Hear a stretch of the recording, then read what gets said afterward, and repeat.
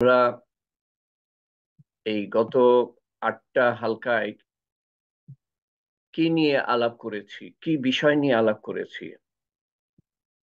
একটু সবাইকে স্মরণ করাবেন আনমিউট করে। কি বিষয় নিয়ে আলাপ করেছি? এলেম সংক্রান্ত, এলেমের লাভ, ফজিলত এবং কিছু চারিত্রিক গুণাবলী, এই দুটো বিষয়ের উপরে। এলেম, চারিত্রিক গুণাবলী।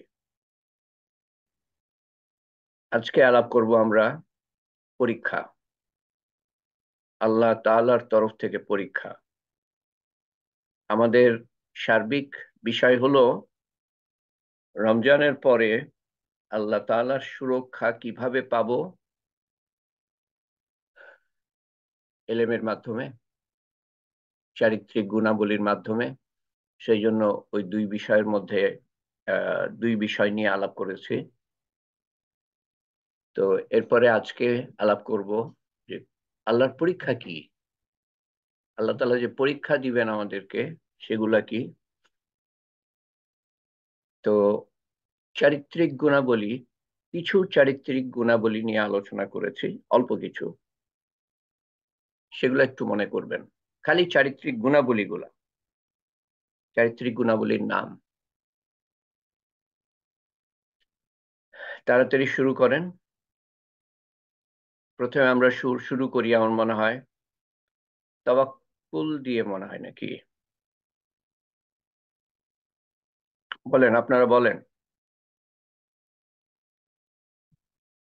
আনমিউট করে বলবেন।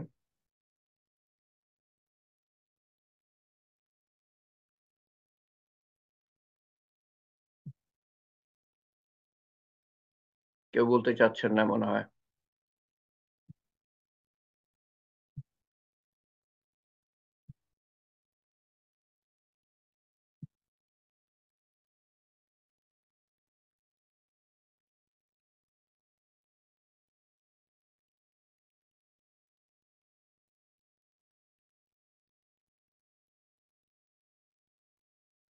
আখলাক, সবর, শুকর, তাওয়াক্কুল 3 নম্বরে।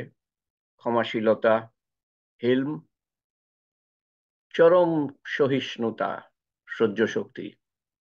বিনয়, কেনাত, সন্তুষ্টি। আমানত রক্ষা, আত্মীয়তা রক্ষা। ইখলাস, কেবলমাত্র আল্লাহর জন্য, কেবলমাত্র। ইস্তেকামাত, লেগে থাকা। ন্যায়পরায়ণতা সম্বন্ধে গতবার আলোচনা করলাম। সত্যবাদিতা, সততা এবং এসব কিছু কিছু কাঙ্ক্ষিত গুণাবলী। আমি আজকে পোস্ট করেছি রাসূলুল্লাহ সাল্লাল্লাহু আলাইহি সাল্লামের 25টা কেন বলবো, আরো বেশি আছে ওর মধ্যে। 25টা বা তার থেকে বেশি গুণাবলী পোস্ট করেছি, একটু দেখে নিবেন। সেগুলোর উপরে দুইবার তালিম করেছি। গত 4 বছরে দুইবার তালিম হয়েছে সেগুলোর উপরে। এরপর আসছে আজকে আল্লাহর পরীক্ষা, তারপর শয়তানের ধোঁকা, পরের বার মানুষের কুমন্ত্রণা, তারপরের বার রিপুর তাড়না, তারপরের বার দুনিয়ার আকর্ষণ, তারপরের বার। এগুলো হলো আমাদের শত্রু, শয়তান, মানুষের কুমন্ত্রণা, রিপুর তাড়না, দুনিয়ার আকর্ষণ। এবং সেই সাথে আমরা আলোচনা করব যে প্রতিটা ক্ষেত্রে আমাদের করণীয় কি। আজকে আল্লাহর পরীক্ষা সম্বন্ধে আল্লাহ তাআলা কি বলেন, যে আল্লাহ তাআলা পরীক্ষা করবেন এ সম্বন্ধে আল্লাহ তাআলা কি বলেন। সূরা আল বাকারার 214 নম্বর আয়াতে আল্লাহ তাআলা বলেন, তোমরা কি মনে করো যে তোমরা বেহেশতে প্রবেশ করবে, যদিও পূর্বে যারা গত হয়েছে তাদের মতো অবস্থা এখনো তোমাদের নিকট পৌঁছায়নি? তোমরা কি মনে করো তোমরা বেহেশতে প্রবেশ করবে, আর যদিও তোমাদের অবস্থা আগের উম্মতের মতো খারাপ অবস্থায় পৌঁছায় নাই? অর্থ সংকট ও দুঃখ কষ্ট তাদের স্পর্শ করেছিল কঠিন ভাবে। কিরকম কঠিন? আল্লাহ তাআলা বলছেন, এবং তারা ভীত ও কম্পিত হয়েছিল, ভীত ও কম্পিত হয়েছিল অর্থ সংকটে, দুঃখ কষ্টে, বিভিন্ন ধরনের বিপদ আপদে। এবং এত দূর এত দূর বিচলিত হয়েছিল যে নবী ও তার প্রতি বিশ্বাস স্থাপনকারীগণ, নবী ও তার প্রতি বিশ্বাস স্থাপনকারীগণ বলে উঠেছিল।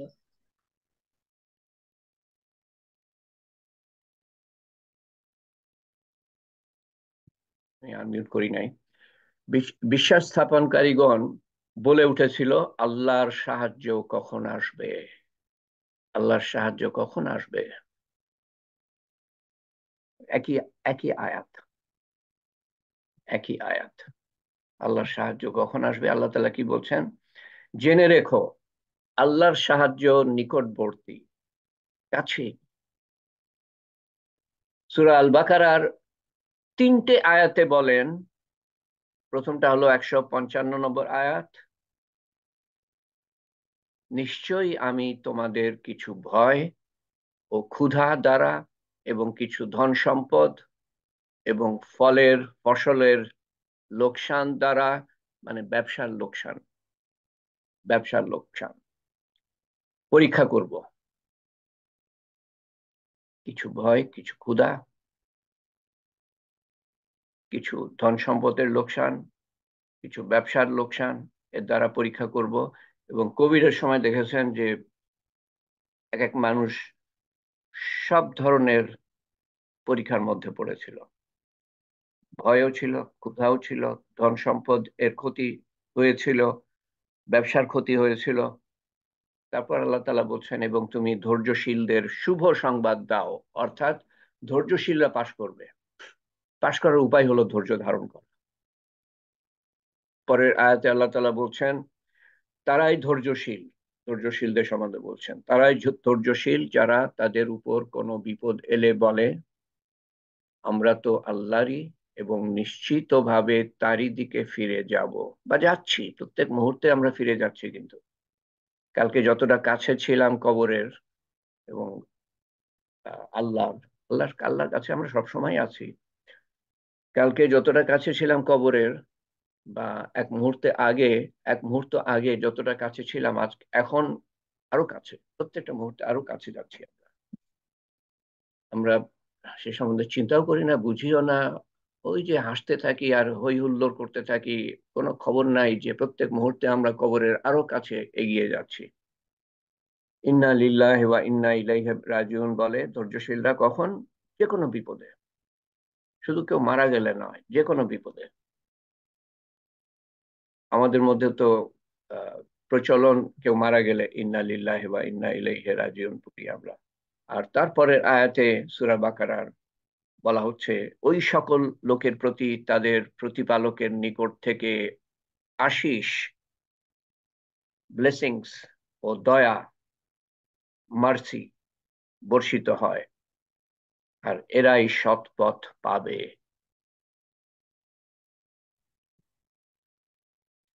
তো ক্ষতি কিসের? সম্পত্তির ক্ষতি, কিছু চুরি হতে পারে, অসুস্থতা আসতে পারে, দুর্ঘটনা ঘটতে পারে, কারো মৃত্যু হতে পারে, বিভিন্ন ধরনের পরীক্ষা।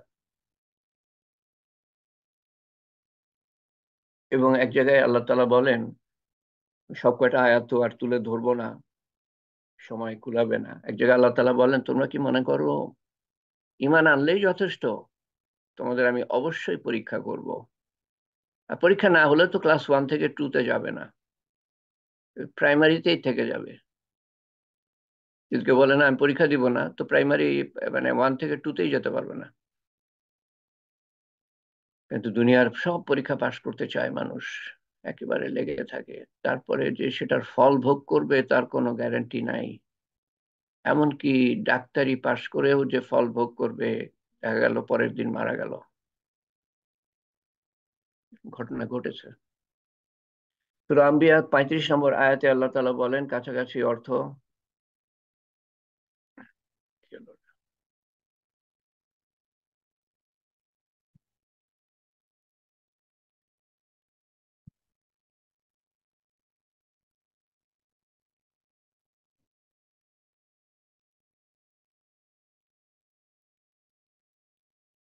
সূরা আম্বিয়া 35 নম্বর আয়াতে বলেন আল্লাহ তাআলা, জীব মাত্রই মরণশীল, আমি তোমাদের মন্দ ও ভালো দ্বারা বিশেষভাবে পরীক্ষা করে থাকি এবং আমারই নিকট তোমরা প্রত্যাবর্তন করবে, প্রত্যান্বিত হবে, প্রত্যাবর্তন করবে। কোনো সময় খারাপ অবস্থা দিয়ে, কোনো সময় ভালো অবস্থা দিয়ে, দুটোই পরীক্ষা। কিন্তু ভালো অবস্থার মধ্যে আমি কিরকম আহ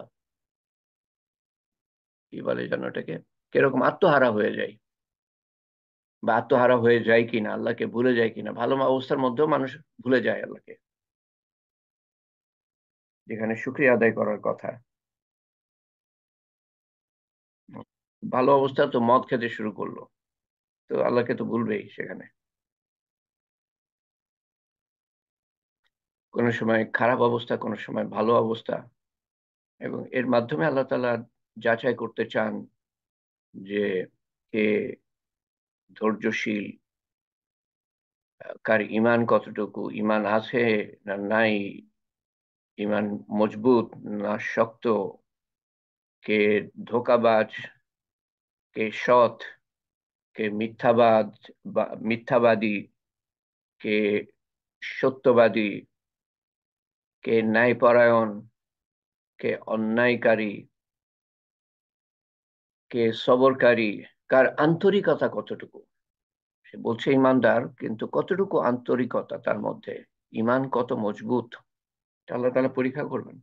আল্লাহ তাআলা আখিরাতে দরজা দিবেন, দরজা। বিভিন্ন শ্রেণীর বেহেশত সৃষ্টি করেছেন। তো কে কোন শ্রেণীতে যাওয়ার উপযোগী, সেটা তো যাচাই করবেন আল্লাহ তাআলা। সূরা মুহাম্মদে আল্লাহ তাআলা বলছেন 31 নম্বর আয়াতে, কাছাকাছি অর্থ, সাল্লাল্লাহু আলাইহি ওয়াসাল্লাম, আমি অবশ্যই তোমাদের পরীক্ষা করব যতক্ষণ না প্রকাশ হয় কে কে তোমাদের মধ্যে জেহাদ করে এবং কে কে অবিচলিত থাকে, অটল থাকে, ভরসা করে আল্লাহর উপরে, তাওয়াক্কুল করে আল্লাহর উপরে। এবং যতক্ষণ না আমি তোমাদের ব্যাপারে পরীক্ষা করি, ততক্ষণ পরীক্ষা করি মিথ্যাবাদী বা সত্যবাদী দাবির আন্তরিকতা। সূরা আনফালে আয়াত 28 আল্লাহ তাআলা বলছেন,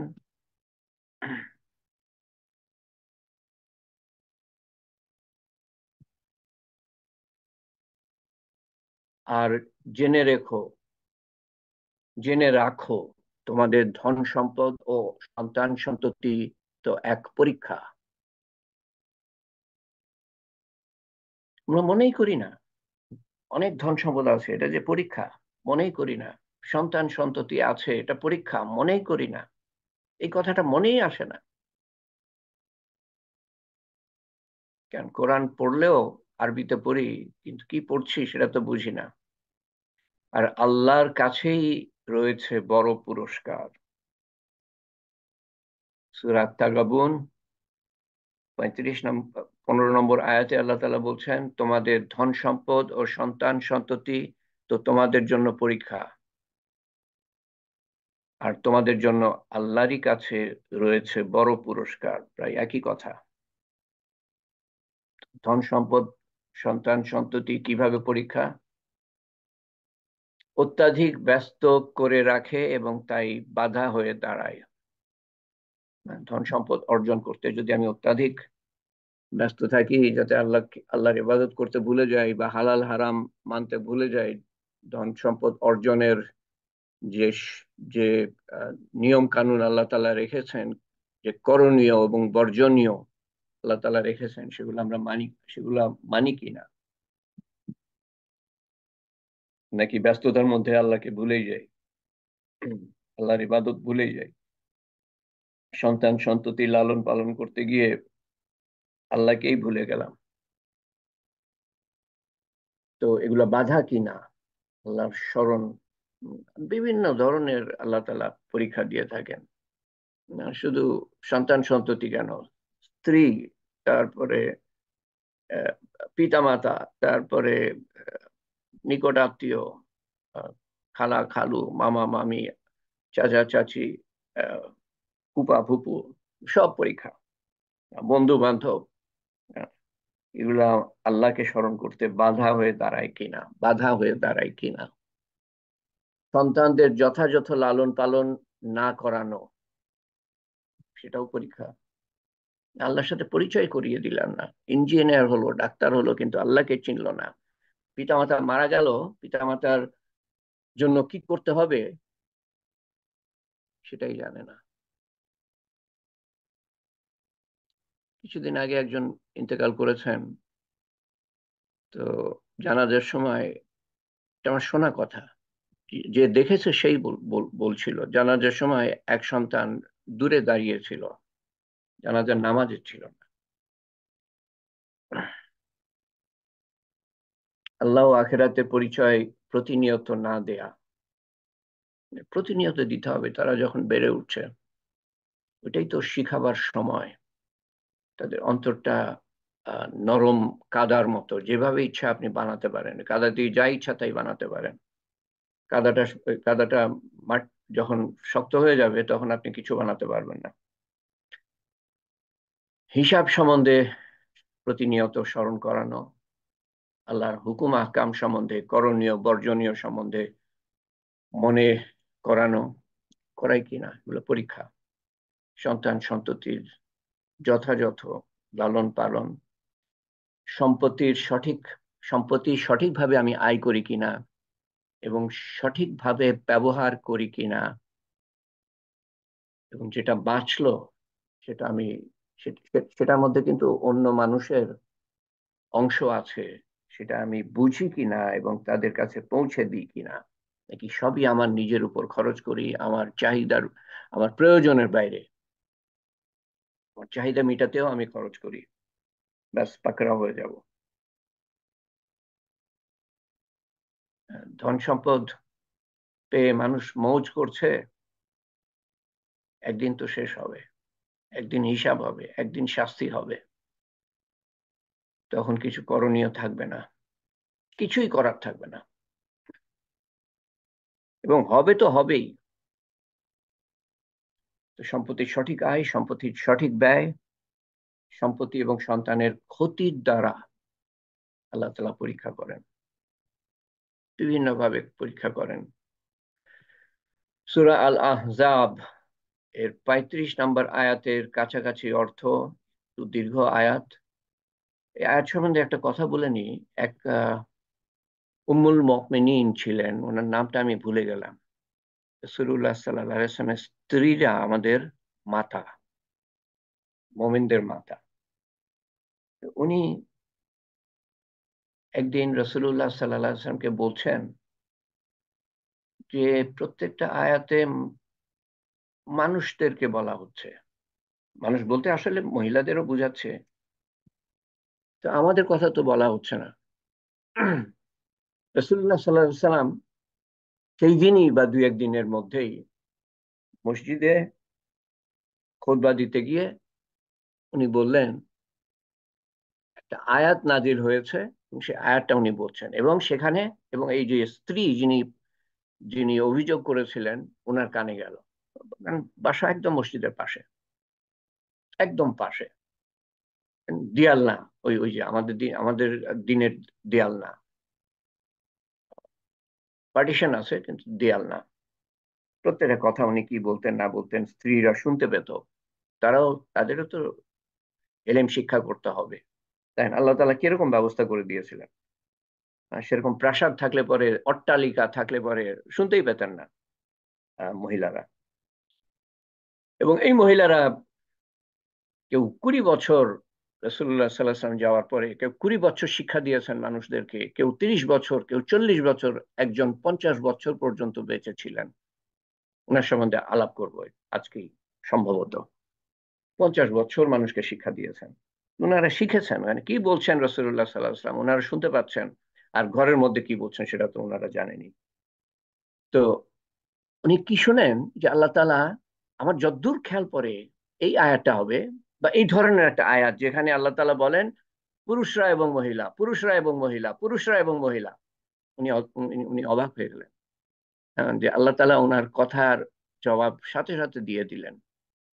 দেখেন আয়াতটার কাছাকাছি তর্জমা, মুসলিম নরনারীর জন্য আল্লাহ তাআলা বলছেন, মুসলিম নরনারীর জন্য, মোমেন পুরুষ ও মহিলাদের জন্য, ধর্মপ্রাণ পুরুষ ও মহিলাদের জন্য, সত্যিকারের পুরুষ মহিলাদের জন্য, সত্যিকারের বলতে বোঝাচ্ছে সত্যিকারের ইমানদার পুরুষ ও মহিলাদের জন্য, ধৈর্যশীল ও অটল পুরুষ ও মহিলাদের জন্য। তো এখানে আমি একটা কথা বলে নিই, আল্লাহ তাআলা পরীক্ষা করবেন কে মোমেন কে মোমেন না, কে ধর্মপ্রাণ কে ধর্মপ্রাণ না, কে সত্যবাদী কে সত্যবাদী না, কে ধৈর্যশীল কে ধৈর্যশীল না, কে অটল কে অটল না। এগুলো সব আল্লাহ তাআলা পরীক্ষা করবেন। নম্র পুরুষ ও মহিলাদের জন্য, কে নম্র কে নম্র না, দানকারী পুরুষ ও নারীদের জন্য, কে দানকারী কে দানকারী না, রোজাদার পুরুষ ও নারীদের জন্য, কে রোজাদার কে রোজাদার না। আর তফসিরকারী লিখেছেন এবং নিজেদের জন্য অস্বীকারী, অর্থাৎ রিপুকে অস্বীকার করে, রিপুর তাড়না যেটা আল্লাহর হুকুমের বিরুদ্ধে যায় সেটাকে অস্বীকার করে। রোজা রাখার একটা বড় উদ্দেশ্য হলো যে রিপুর তাড়নাকে অস্বীকার করা। সতীত্ব রক্ষাকারী পুরুষ ও নারীদের জন্য, সতীত্ব রক্ষা করে কি করে না, এগুলো সব পরীক্ষা। এবং যারা আল্লাহর প্রশংসায় বেশি বেশি লিপ্ত হয়, আল্লাহর প্রশংসা করে কি করে না, তাদের জন্য এই সব বলা হচ্ছে এই শেষের কথাটার জন্য। তাদের জন্য আল্লাহ ক্ষমা ও মহা পুরস্কার প্রস্তুত রেখেছেন। ক্ষমা কেন? কারণ দোষ হয়ে যায় আমাদের দ্বারা, ক্ষমা করে আল্লাহ তাআলা মহা পুরস্কার দিবেন। তো এদিকে উম্মুল মুমিনিন উনি অভিযোগ করলেন যে আমাদের সম্বন্ধে আমাদের কথা বলা হয় না কেন সরাসরি ভাবে।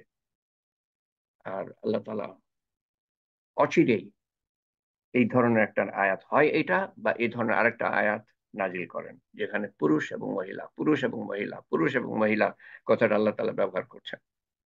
আল্লাহর পরীক্ষা করণীয় কি? আমি সব আয়াত কিন্তু তুলে ধরি নাই পরীক্ষা সম্বন্ধে, কিছু তুলে ধরেছি আপনাদের সামনে।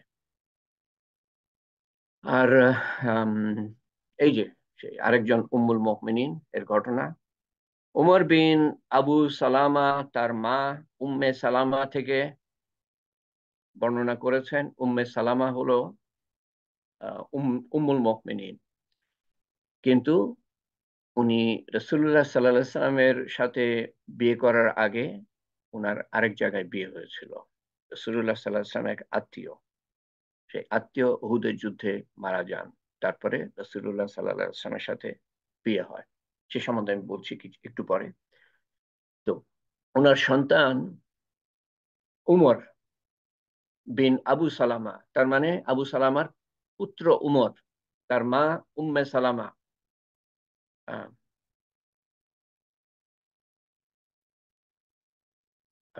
সালামার মা। উম্মে সালামা মানে হলো সালামার মা, আবু সালামা মানে হলো সালামার পিতা। উম্মে সালামা থেকে বর্ণনা করেছেন যে রাসূলুল্লাহ সাল্লাল্লাহু আলাইহি সাল্লাম বলেছেন, যখন তোমাদের কাউকে বিপদ আঘাত করে, কোরআন শরীফে এই ধরনেরই আয়াত, তখন সে যেন বলে নিশ্চয়ই আমরা আল্লাহরই এবং আমরা তারই কাছে ফিরে যাব। ইন্না লিল্লাহি ওয়া ইন্না ইলাইহি রাজিউন। বিপদের সময় হে আল্লাহ, আমি আমার কষ্টের জন্য আপনার কাছে প্রতিদান চাই। এটা বলার পরে এই কথাগুলো বলা, হে আল্লাহ, আমি আমার কষ্টের জন্য আপনার কাছে প্রতিদান চাই, তাই আমাকে এর জন্য পুরস্কৃত করুন এবং আমাকে আরো ভালো কিছু দান করুন, এর বদলে আরো ভালো কিছু দান করুন, যে ক্ষতি হয়েছে তার থেকে আরো ভালো কিছু দান করুন। এটা বলতে বলছেন রাসূলুল্লাহ সাল্লাল্লাহু আলাইহি ওয়াসাল্লাম। এটা এটা আরবিতে হলো ইন্না লিল্লাহি ওয়া ইন্না ইলাইহি রাজিউন, আল্লাহুম্মা ইনদাকা আহতাসিবু মুসিবাতি ফাজুরনি ফিহা ওয়া আবদিলনি মিনহা খাইর। হে আল্লাহ, আমি আমার কষ্টের জন্য আপনার কাছে প্রতিদান চাই, তাই আমাকে এর জন্য পুরস্কৃত করুন এবং আমাকে আরো ভালো কিছু দান করুন। দ্বিতীয় অংশটা, আল্লাহুম্মা ইনদাকা তাসিবু মুসিবাতি ফাজুরনি ফিহা ওয়া আবদিলনি মিনহা খায়র। আমি এটা পোস্ট করবো তালিম হালকা ইনশাল্লাহ। যখন আবু সালামার মৃত্যুর সময় ঘনিয়ে এলো, উনি উহুদের যুদ্ধে আহত হলেন। একেবারে প্রথম দিকের মুসলমান উনি, উনি এবং উনার স্ত্রী উম্মে সালামা প্রথম দিকের মুসলমান। কত কষ্ট করেছেন, আবিসিনিয়ায় গিয়েছেন, হিজরত করে সেখান থেকে ফিরে এসেছেন, তারপরে মদিনায় গেলেন হিজরত করে। কিন্তু সে যেতে অনেক অনেক কষ্ট হয়, অনেক কষ্ট হয়। সেটাতে আমি যাচ্ছি না, সময় কুলাবে না। তো তারপরে মদিনাবাসী হন এক সময়, এবং উহুদের যুদ্ধে ওনার স্বামী আহত হন এবং কয়েকদিন এর মধ্যে ইন্তেকাল করেন। তো মৃত্যুর সময় উনি বলেন, হে আল্লাহ, আমার পরিবর্তে আমার চেয়ে উত্তম কিছু আমার স্ত্রীকে দান করুন। আমার পরিবর্তে আমার চেয়ে উত্তম কিছু আমার স্ত্রীকে দান করুন। ওনারা একে অপরকে খুব ভালোবাসতেন এবং কথা দিয়েছিলেন যে একজন মারা গেলে অপরজন বিয়ে করবে না। কিন্তু মৃত্যুর সময় উনি দেখলেন যে ওনার স্ত্রীর কি হবে, বাচ্চা, তিনটে বাচ্চা তখন। তো আল্লাহর কাছে দোয়া করলেন। একটা শহীদ, একটা একটা একটা গাজী, গাজী হলো যে জেহাদে অংশগ্রহণ করে। তো গাজী শহীদ হতে যাচ্ছেন, ওই সময় দোয়া তো আল্লাহ তাআলা কবুল করবেন। তো উনি দোয়া করছেন, হে আল্লাহ, আমার পরিবর্তে আমার চেয়ে উত্তম কিছু আমার স্ত্রীকে দান করুন। অতঃপর যখন তিনি মারা গেলেন, তখন উম্মে সালামা বললেন, ইন্না লিল্লাহি ওয়া ইন্না ইলাইহি রাজিউন, আল্লাহুম্মা ইনদাকা তাসিবু মুসিবাতি ফাজুরনি ফিহা ওয়া আবদিলনি মিনহা খায়র। আমি আমার কষ্টের জন্য আল্লাহর কাছে প্রতিদান চাই, তাই আমাকে এর প্রতিদান দিন। স্বামী যেভাবে শিখিয়ে গিয়েছেন সেভাবে উনি বললেন। তো এরপরে হযরত আবু অনেকে অনেকে অনেকে ওনার কাছে প্রস্তাব পাঠান, বিয়ের প্রস্তাব, যখন ওনার 4 মাস 10 দিন পার হয়ে গেল। 4 মাস 10 দিনের মধ্যে কেউ প্রস্তাব দিতে পারবে না। তো 4 মাস 10 দিন পরে উনি ছিলেন সুন্দরী, উনি ছিলেন শিক্ষিত, উনি ছিলেন বুদ্ধিমতী, উনি ছিলেন কবি। তো ওনাকে অনেকে প্রস্তাব দেন বিয়ের প্রস্তাব। উনি প্রত্যেকটা প্রত্যাখ্যান করেন, প্রত্যাখ্যান, প্রত্যেকটা। তারপরে ওমর রাদিয়াল্লাহু আনহুর মতো মানুষ প্রস্তাব দেন, উনি প্রত্যাখ্যান করেন। ওমর রাদিয়াল্লাহু আনহু আবু সালামা থেকে উত্তম, আল্লাহ ভালো জানেন, উনি প্রত্যাখ্যান করেন। আবু বকর রাদিয়াল্লাহু আনহু প্রস্তাব দেন, আবু বকর রাদিয়াল্লাহু আনহু আবু সালামা থেকে উত্তম, উম্মে সালামা প্রত্যাখ্যান করেন। উনি বিধবা, চাকরি বাকরি নাই, জমি জমা নাই, মদিনা থেকে এসছে, মক্কা থেকে এসছেন, ব্যবসা বাণিজ্য নাই, 3 জন সন্তান, সব প্রত্যাখ্যান করেছেন উনি। একটা প্রস্তাব বাকি এখন, তার থেকে উত্তম আর কেউ নাই। রাসূলুল্লাহ সাল্লাল্লাহু আলাইহি ওয়াসাল্লাম তখন প্রস্তাব দিলেন। উনি যদি এত কাঙ্ক্ষিত লালায়িত থাকতেন, উনি প্রথমেই প্রস্তাব দিতে পারতেন, দেন নাই। উম্মে সালামা গ্রহণ করেন নাই। রাসূলুল্লাহ সাল্লাল্লাহু আলাইহি ওয়াসাল্লাম কারণ জানতে চাইলেন, ওনাকে গ্রহণ করা হলো না, প্রত্যাখ্যানও করা হয় নাই, গ্রহণও করা হয় নাই। কারণ জানতে চাইলেন, উম্মে সালামা 3টে কারণ বললেন। এক, আমার বয়স হয়ে গিয়েছে। ওনার বয়স খুব বেশি হলে 32 35 এরকম হবে। আমার বয়স হয়ে গিয়েছে, আমার 3টে বাচ্চা। আর প্রথম কারণ বললেন, আমি একজন মানুষ, আমার মধ্যে হিংসা কাজ করে, আপনার স্ত্রীরা আছে, আমি তাদের প্রতি হিংসা দেখিয়ে, হিংসা করে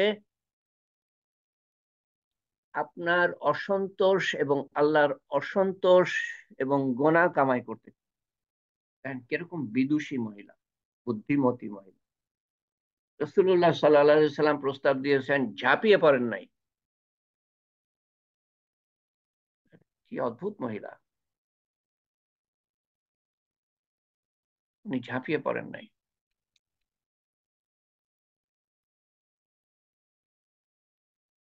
রাসূলুল্লাহ সাল্লাল্লাহু আলাইহি সাল্লাম এই তিনটে আপত্তি শুনে বললেন, আমি আল্লাহর কাছে দোয়া করছি, আল্লাহ তাআলা তোমার অন্তর থেকে হিংসা বিদ্বেষ দূর করে দেন। গেল, আসল সমস্যাটা গেল। তারপরে বাকি দুটো, তোমার বয়স হয়েছে, আমারও তো বয়স হয়েছে। রাসূলুল্লাহ সাল্লাল্লাহু আলাইহি সাল্লাম তখন 55, এই মহিলা তখন 32 বা 35, এই 32-35-এর মধ্যে। আমারও তো বয়স হয়েছে, তোমার সন্তান, তারা তো আমার সন্তান হবে। উম্মে সালামা খুশি হলেন, রাজি হলেন। 625 খ্রিস্টাব্দে তাদের বিয়ে হয়, এবং 632 খ্রিস্টাব্দে রসুল্লাহ সাল্লাল্লাহু সাল্লাম দুনিয়া ছেড়ে যান। 7 বছরের সংসার। 632। উম্মে সালামা ইন্তেকাল করেন 682 খ্রিস্টাব্দে আশপাশ। 50 বছর উনি বেঁচে ছিলেন, এবং এই 50 বছর প্রত্যেকটা উম্মুল মুমিনিন যারা বেঁচে ছিলেন, আয়েশা রাদিয়াল্লাহু আনহা মনে হয় 45 বছর বেঁচে ছিলেন। এরকম অন্যান্য স্ত্রীরা বিভিন্ন সময় বেঁচে ছিলেন, এবং তারা রাসূলুল্লাহ সাল্লাল্লাহু আলাইহি ওয়াসাল্লামের একটা জীবন সম্বন্ধে জানতেন, যার সম্বন্ধে অন্যরা কেউ জানতেন না। এবং মসজিদের পাশে থাকার কারণে ওনারা যত আয়াত নাজিল হতো সব ওনারা জানতে পারতেন, যেটা মসজিদের মধ্যে নাজিল হতো, এবং রাসূলুল্লাহ সাল্লাল্লাহু আলাইহি ওয়াসাল্লাম সাথে সাথে বলতেন। তো ওনাদের মতো বিদ্বান খুব কম মানুষই ছিল, কম সাহাবী ছিল। এবং উনি 378টা হাদিস, সহি হাদিস ওনার কাছ থেকে আমরা পাই। 378টা। আরো আরো শিখিয়েছেন মানুষকে, সেগুলা এই সময়ের আবর্তে আমাদের কাছ পর্যন্ত পৌঁছাতে পারে নাই। এই হলো উম্মে সালামার ঘটনা। এবং ইন্না লিল্লাহি ওয়া ইন্না ইলাইহি রাজিউন, এবং তারপরে যে দোয়াটা, আল্লাহুম্মা ইনদাকা তাসিবু মুসিবাতি ফাজুরনি ফিহা ওয়া আবদিলনি মিনহা খাইর, এটা বলার প্রতিফল। তারা উভয়েই, উনি এবং ওনার প্রথম স্বামী, শুরু থেকে ইসলামের জন্য অসামান্য ত্যাগ স্বীকার করেছেন। হযরত উম্মে সালামা রাদিয়াল্লাহু আনহা এর ইসলামী রাজনীতি ও যুদ্ধে অবদান ছিল বিশাল, এবং ইসলামী শিক্ষায় আবু সালামা অত্যন্ত মহৎ গুণের পরিচয় দেন। মৃত্যুর সময় এটা বলে যে, বা দোয়া করে যে, আল্লাহ তাআলা আমার থেকে উত্তম ব্যবস্থা করেন তোমার জন্য। তিনি তার উচ্চ পুরস্কার পাবেন, কিয়ামত পর্যন্ত উনি পুরস্কার পাবেন, কারণ এই মহিলা এই এই রাসূলুল্লাহ সাল্লাল্লাহু আলাইহি ওয়াসাল্লাম স্ত্রী হলেন, তারপরে আহ, আহ, ওনার কথা মনে রেখেছিলেন এবং মানুষকে শিক্ষা দিয়েছেন 50 বছর। সওয়াব কে পাবে? আবু সালামা, কিয়ামত পর্যন্ত। করণীয় বিপদ আপদে, তো বিপদ আপদ এ আঘাত, বিপদ আপদ আঘাত করলে বলি, ইন্না লিল্লাহি ওয়া ইন্না ইলাইহি রাজিউন, আল্লাহুম্মা ইনদাকা তাসিবু মুসিবাতি ফাজুরনি ফিহা ওয়া আবদিলনি মিনহা খাইর। ধৈর্য ধারণ করি, ধৈর্য করার তৌফিক কোথা হতে পাবো? আল্লাহ তাআলার কাছ থেকে চাই। রব্বানা আফরিগ আলাইনা সাবরাও, রব্বানা আফরিগ আলাইনা সাবরাও, একটা দোয়া আছে কোরআন শরীফের মধ্যে, যে হে আমার প্রভু আমাদের উপরে সবর বর্ষণ করুন, বর্ষণ বৃষ্টির মতো বর্ষণ করুন। রাব্বানা আফরিগ আলাইনা সাবরান। প্রতিটা গুণের তৌফিক আমরা আল্লাহ তাআলার কাছ থেকে পাই। সবর, শুকর, তাওয়াক্কুল, মাফ করা, মাফ করতে পারা, বিনয়, সন্তুষ্টি, হিলম, ইখলাস, ইস্তেকামাত, আমানত রক্ষা, স- ন্যায়পরায়ণতা, সত্যতা, সততা, সত্যবাদিতা, সততা, ও আত্মীয়তা রক্ষা করা, আমানত ও আত্মীয়তা রক্ষা করা, সব আল্লাহ তাআলার কাছ থেকে আমরা পাই। রাসূলুল্লাহ সাল্লাল্লাহু আলাইহি ওয়াসাল্লাম হলো উদাহরণ আমাদের জন্য প্রত্যেকটা ক্ষেত্রে। কিছু ওনার গুণাবলী আমি পোস্ট করেছি, দেখে নিবেন। এখানে অল্প কিছু, আরো কিছু পোস্ট করব ইনশাআল্লাহ। এবং এগুলোর উপর তালিম হয়েছে, দুইবার তালিম হয়েছে এর আগে। বিপদে পড়লে আমরা আর কি পড়তে পারি, আর কি করতে পারি বলেন তো দেখি। বিপদে পড়লে ইন্না লিল্লাহি ওয়া ইন্না ইলাইহি রাজিউন পড়তে পারি, আর কি পড়তে পারি, আর কি করতে পারি? আল্লাহুম্মা, সবর করতে পারি, আর কি? আনমিউট করে বলবেন, অন্যরা আনমিউট দুই করেন রাকাত না দয়া নামাজ করে। পড়তে পারি, নামাজে দাঁড়িয়ে যেতে পারি, যেটা রাসূলুল্লাহ সাল্লাল্লাহু আলাইহি ওয়াসাল্লাম করতেন। ওকে, লা ইলাহা নামাজ ইল্লা পড়তে আনতা পারি, দোয়া নামাজ ইউনুস পড়তে পারে।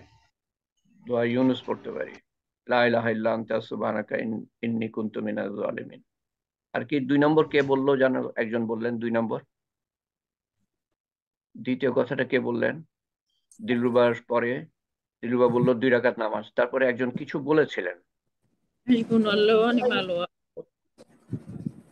বোঝা গেল না।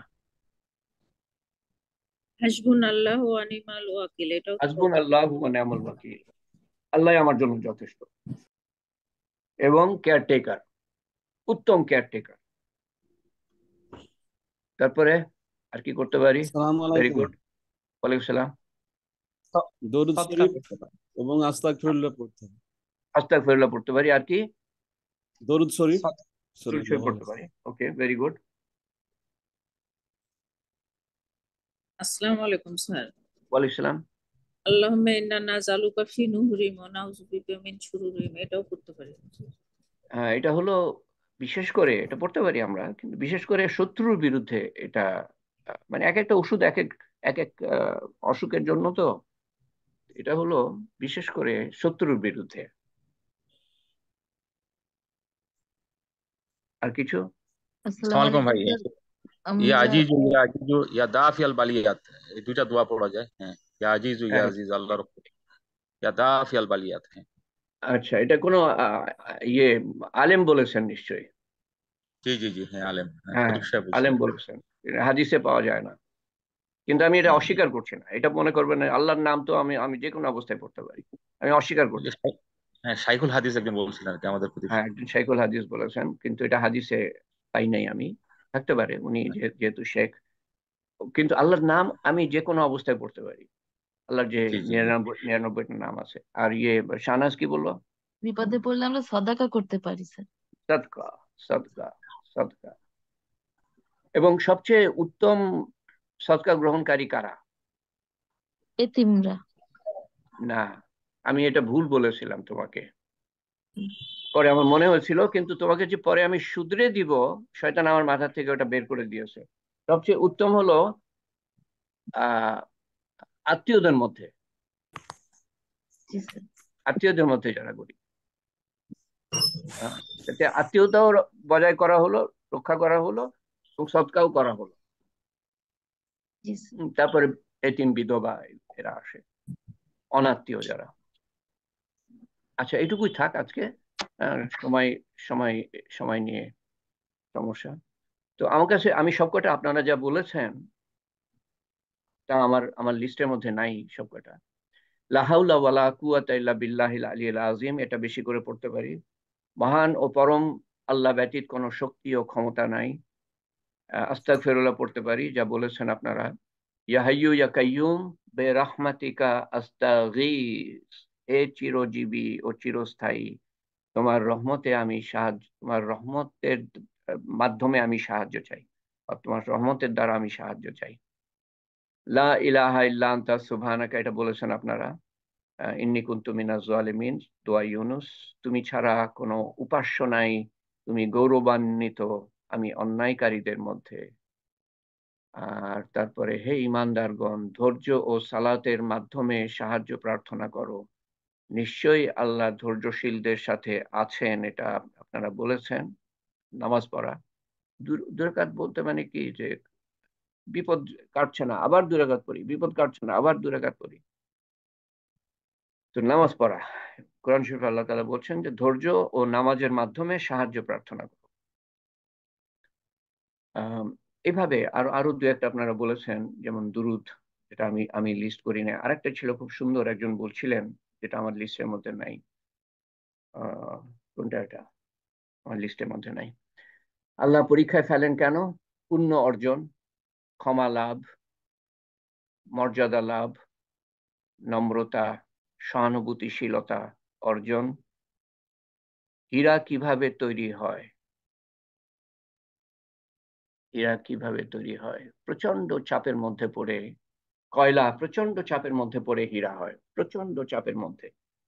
মানুষও সেরকম প্রচন্ড পরীক্ষার মধ্যে পড়ে হীরা হয়। প্রচন্ড চাপের মধ্যে পড়ে মানুষ হীরা হয়। তো তাওয়াক্কুল সম্বন্ধে আমি বলছিলাম এর আগে, এবং গতবারও কিছু কথা যোগ করছিলাম। তো আরো কিছু কথা আমার মনে হলো, তো সেগুলা আপনাদের সামনে পেশ করি। তাওয়াক্কুল, আল্লাহর উপর ভরসা।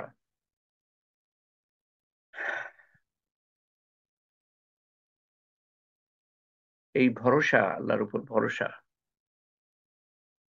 যেই আমলের জন্য বিপদে আপদে যে কোনো অবস্থায় আল্লাহর উপর যারা ভরসা করে, সেরকম 70,000 মানুষ ইমানদার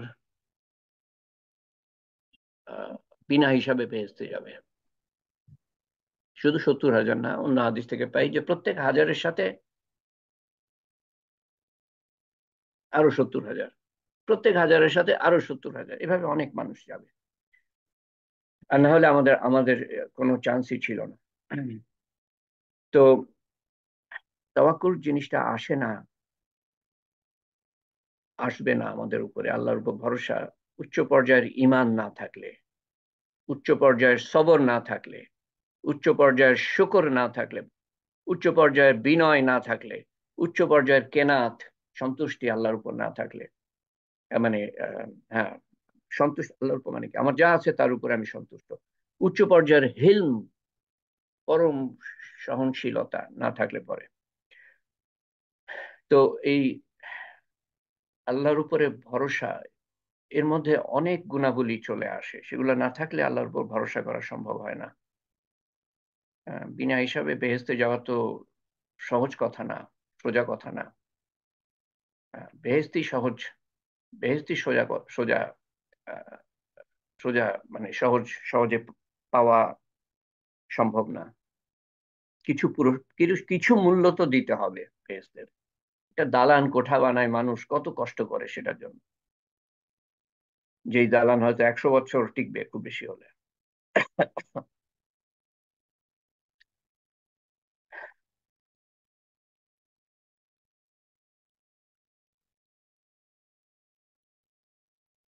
এই যে 70,000 বা আরো বেশি বিনা হিসাবে বেহেশতে যাবে, আমার মনে হয় যে এরা ছোটখাটো বেহেশতের বেহেশতে যাবে না, বা ছোটখাটো বেহেশতের কথা রাসূলুল্লাহ সাল্লাল্লাহু আলাইহি ওয়াসাল্লাম বলছেন।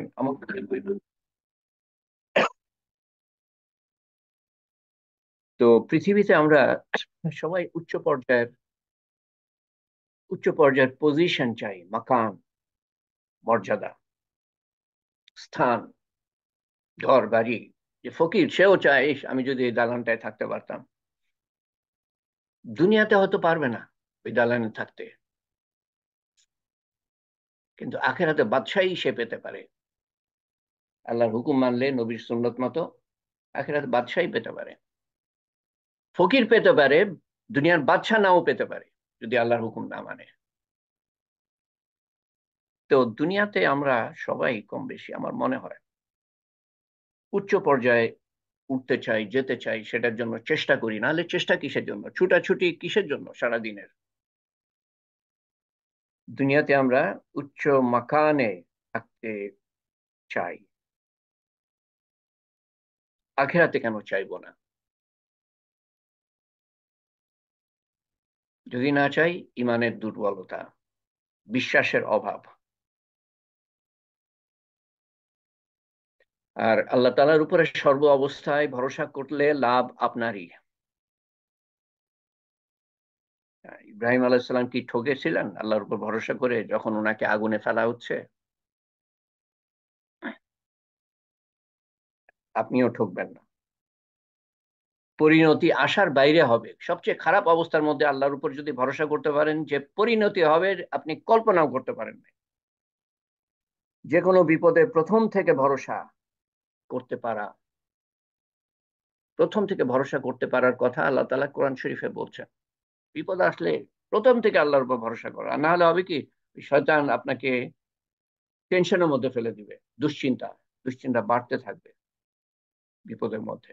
প্রথম থেকে আল্লাহর উপর ভরসা করলে আপনার দুশ্চিন্তাটা কমপক্ষে হবে না, এবং পরিণতি আল্লাহ তাআলা যা আনবেন বিপদের মধ্য থেকে, তা কল্পনার বাইরে। প্রথম থেকে ভরসা, প্রত্যেক পদে পদে পদে ভরসা করা আল্লাহর উপরে, প্রত্যেক কাজের আগে ভরসা করা, এবং সবকিছু তার কাছে চাওয়া। আছে আমার কাছে টাকা আছে, জুতার ফিতা আছে দোকানে, তারপরেও আল্লাহর কাছে চাওয়া, তার মানে প্রত্যেকটা জিনিস তুমি আল্লাহর কাছে চাও থাকলে পরেও।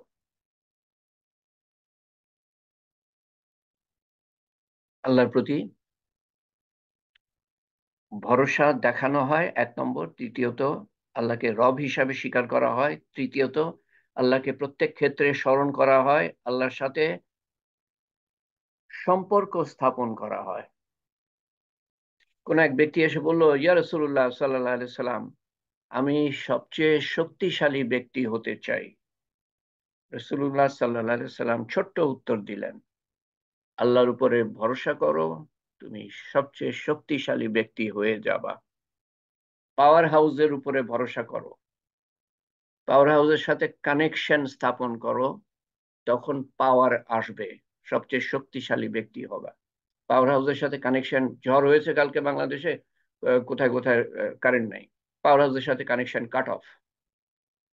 পাওয়ার হাউসের সাথে কানেকশন স্থাপন করো, ভরসা করো, তুমি সবচেয়ে শক্তিশালী ব্যক্তি হয়ে যাবা।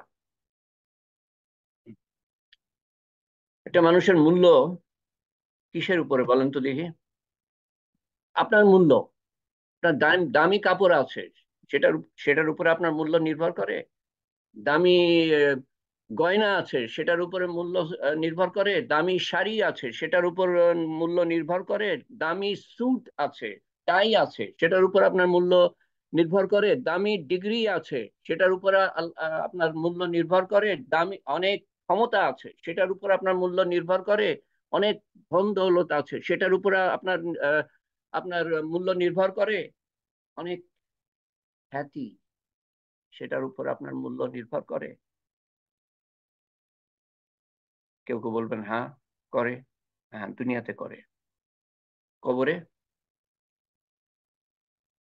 কবর দেওয়ার আগে স্যালুট দিচ্ছে, কবরে যাওয়ার পরে শাস্তি শুরু হলো। কি ধরনের সম্মান! তা আপনার মূল্য কিসের উপর নির্ভর করে? ও, আনমিউট। শেষ উত্তর, তারপরে দোয়া। আমার ইমান এবং আখলাকের উপর ভাই, জি, ইমান ও আখলাক। আমার পরের গাড়ির উপরে। জি জি। আরিফ আব্দুল তাওয়াবের পিতা কেমন আছেন এবং শ্বশুর কেমন আছেন? আব্বা হসপিটালে, সালাম আলাইকুম জি। আব্বা হসপিটালে, ওই যে সিএমএইচ ঢাকা সিএমএইচ আছে, নো ডিটেলস, সিসিইউতে। ভালো খারাপ সিসিইউতে ডিটেলস দিলে হবে না, দেরি হয়ে যাবে। আলহামদুলিল্লাহ ভালোই, 2-1 দিন শুক্রবারে আশা করি ছেড়ে দিবে আব্বা। আর শ্বশুর ভালো আছে। আচ্ছা, আব্বা আমার এখন হসপিটালে। প্রশ্নে ফিরে যাই আমি। আপনার মূল্য কিসের উপর নির্ভর করে? পরেশগারির উপরে আমার আমার সঙ্গে তাকওয়া, আমার ওকে, তাকওয়া বেশি। আল্লাহর সম্পর্ক একজন কতটা গাঢ়? একবারই বলবো, একজন একবারই বলবো। হ্যাঁ, আরেকজন কে আল্লাহর সঙ্গে বলছেন? সম্পর্ক কতটা গাঢ় তার উপরে, সম্পর্কটা কতটা নিবিড়। প্রত্যেকটা উত্তর ঠিক আছে, প্রত্যেকটা উত্তর ঠিক আছে। সবকিছু এক কথায় বলা যায়, আল্লাহর সাথে সম্পর্ক গড়ার মধ্যে আমার সম্মান নির্ভর করে, আমার মূল্য নির্ভর করে। আল্লাহর সাথে সম্পর্ক, আল্লাহর সাথে সম্পর্ক কিভাবে গড়ব, তখন আসে বাকি যে কথাগুলো আপনারা বললেন, সেই কথাগুলো আসে। আল্লাহর হুকুম মানার মধ্যে তাকওয়া বলেন, ঈমান বলেন, আল্লাহর হুকুম মানার মধ্যে, আল্লাহর নবীর সুন্নত এর উপরে চলার মধ্যে। এক কথা হলো আল্লাহর সাথে সম্পর্ক, আল্লাহর সন্তুষ্টির উপরে নির্ভর করে আমার আমার মূল্য। আর না হলে আপনি মূল্যহীন, কোনো মূল্যই নাই, আপনি বাদশাহ হন না কেন, কোনো মূল্যই নাই আপনার। কবরে যাবেন, তখন বুঝতে পারবেন আপনার মূল্য কি।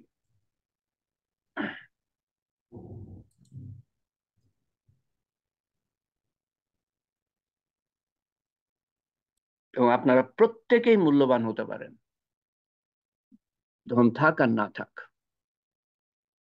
ডিগ্রি থাক আর না থাক, ক্ষমতা থাক আর না থাক, খ্যাতি থাক আর না থাক, সবাই আল্লাহর সাথে সম্পর্ক করতে পারেন। আল্লাহ তাআলা তৌফিক দেন। দোয়া চেয়েছেন একজন,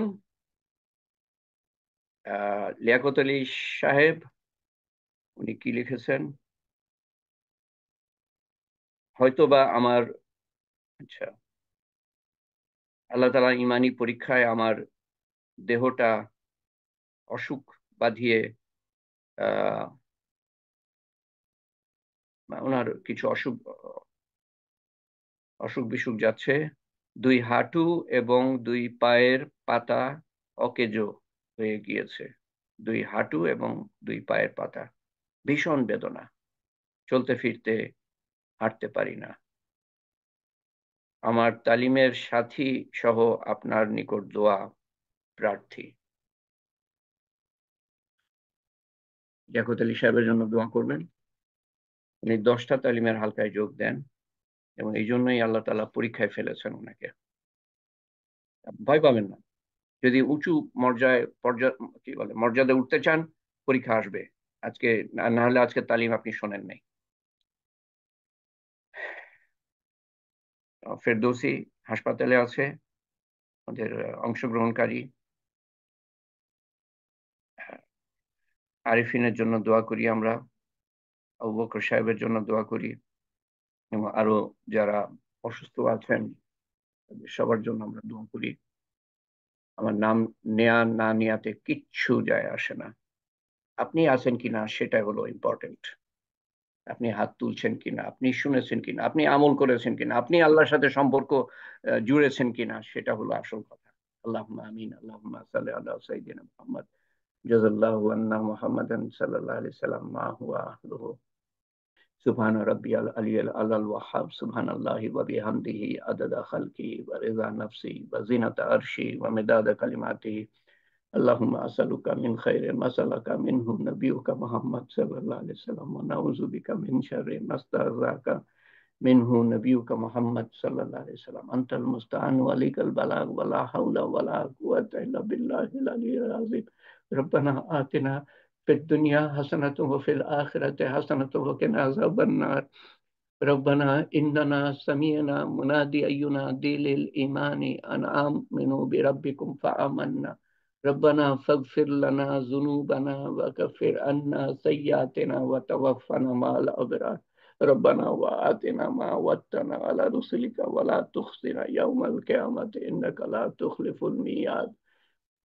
اللهم اغفر لي ولوالدنا وجميع المؤمنين والمؤمنات والمسلمين والمسلمات الأحياء منهم والأموات إنك مجيب الدعوات برحمتك يا أرحم الراحمين يا قاضي الحاجات يا رافع الدرجات يا حلال المشكلات يا فاطر السماوات والأرض أنت ولي في الدنيا والآخرة يا पाक परवरदिगार या हय्यू या कय्यूम या जुल जलाली वल इकराम या मालिक अल मुल्क ফাতিরুস সামাওয়াতি ওয়াল আরদ, তুমি আমাদের সমস্ত গুনাহ খাতা মাফ করে দিও আল্লাহ, এবং আমাদের আমল, ব্যক্তিগত, সমষ্টিগত সবকিছুর ভুল ভ্রান্তি সংশোধন করে তোমার শাহী দরবারে কবুল করে নিও আল্লাহ, এবং এবং তার সওয়াব রাসূল করিম সাল্লাল্লাহু আলাইহি ওয়াসাল্লামের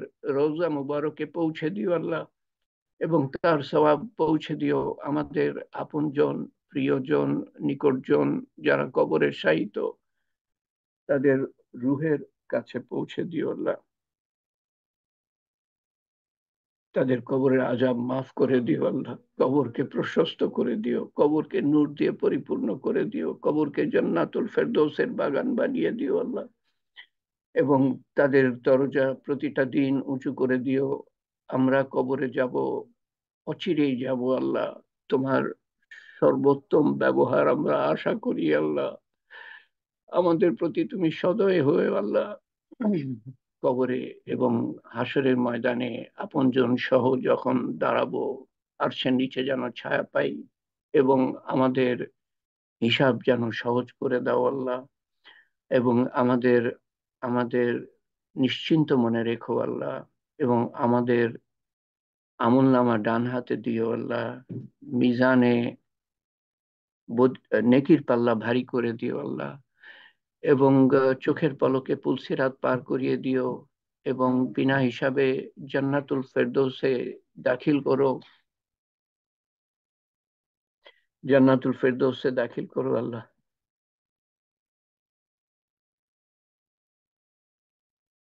আমরা কোনো যোগ্যতা রাখি না জান্নাতুল ফেরদৌসে যাওয়ার জন্য আল্লাহ, তোমার হাবিবের কথা মতো তোমার কাছে জান্নাতুল ফেরদৌসের আরজি পেশ করছি আল্লাহ, তুমি কবুল করে নিও আল্লাহ, তোমার তোমার দয়ার বদৌলতে আল্লাহ, আমাদের আমলের বদৌলতে না আল্লাহ। কিন্তু জান্নাতুল ফেরদৌসের দিকে যে পথ গিয়েছে পৃথিবী হতে, সেই পথে আমাদেরকে সদা সর্বদা অধিষ্ঠিত রেখো আল্লাহ, এবং আমাদেরকে সদা সর্বদা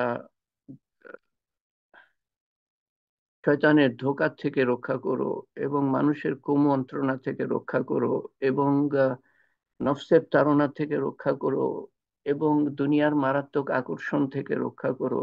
এক মুহূর্ত ছেড়ে দিও না, তোমার সন্তুষ্টি অর্জন করার পর যেন কলেমা সহ এবং শয়তানের শেষ চেষ্টা ব্যর্থ করে দিয়ে আমরা পৃথিবী থেকে যাই, যখন তুমি আমাদের উপর সন্তুষ্ট।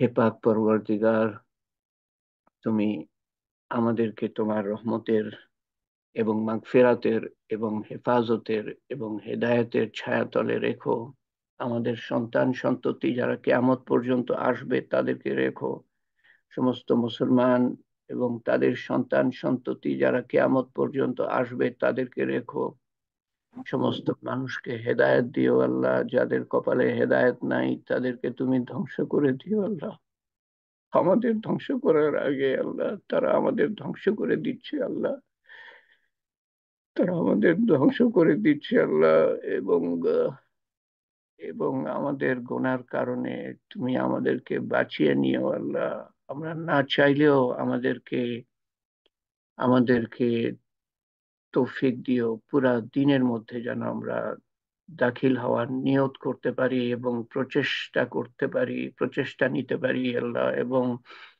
এবং দিন কি সেটা জানার চেষ্টা করতে পারি, এলেম শিখতে পারি এবং মানুষের কাছে পৌঁছে দিতে পারি। আমাদের মনের নেক হাজত পুরা করে দিও, মনের চাওয়া পাওয়া, মনের দুঃখ গ্লানি কষ্ট দুর্দশা দূর করে দিও, এবং এবং বিপদ আপদ দূর করে দিও, এবং অসুখ বিসুখ দূর করে দিও আল্লাহ।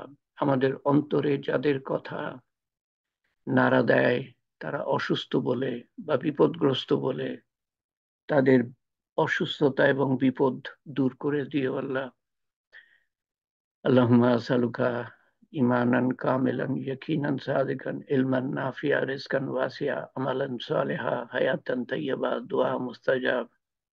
হে পাক পরবর্তীগার, পৃথিবীর আনাচে কানাচে তোমার দিন প্রতিষ্ঠার জন্য যারাই চেষ্টা করছে আল্লাহ, তাদের নিয়ত সাফ করে দিও এবং তাদের প্রচেষ্টা কবুল করো এবং তাদের তৌফিক বাড়িয়ে দিও। আমাদের এই প্রচেষ্টাও কবুল করো আল্লাহ এবং কিয়ামত পর্যন্ত প্রতিষ্ঠিত রেখো আল্লাহ আমাদের প্রচেষ্টা। হে পাক পরবর্তীগার, তুমি আমাদেরকে কবুল করে নিও আল্লাহ। আমরা তোমার তোমার সামনে হাত উঠাবার যোগ্যতা রাখি না, তুমি আমাদের হাত উঠাবার তৌফিক দিয়েছো, কবুলও করে নিও আল্লাহ। আমাদেরকে কবুল করে নিও আল্লাহ, যাতে করে প্রত্যেকটা হুকুম মানা সহজ হয়ে যায়। আমরা না চাইলেও আমাদের কবুল করে নিও আল্লাহ। পাক পরবর্তীগার, তোমার শান মতো চাওয়া হলো না, তোমার শান মতো দান করো। তোমার শান মতো হেফাজত চাওয়া হলো না, তোমার শান মতো হেফাজত করো আল্লাহ। আল্লাহুম্মা ইন্নাকা আফুউন তুহিব্বুল আফওয়া ফাফু আন্না।